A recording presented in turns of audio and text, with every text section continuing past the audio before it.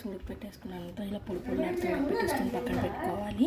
So ఇది ఆరబెట్టేసుకొని నేను వెంటనే చేసేస్తున్నాను అనమాట. ఆరబెట్టకపోయినా పర్లేదు. ఇలా ఆయిల్ వేసేసుకోండి.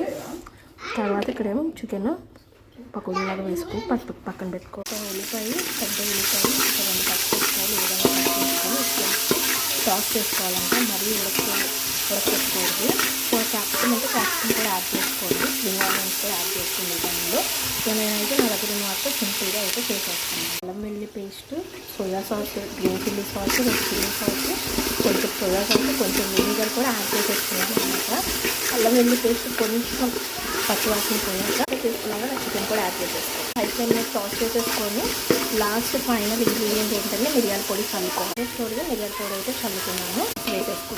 వేసేసుకొని పొడి పొడిలాగా చేసుకోవాలన్నమాట. ఈ విధంగా హై ఫ్లేమ్లో టాస్ చేసేసుకోండి. నా ఫ్రైడ్ రైస్ అయితే అయిపోయింది.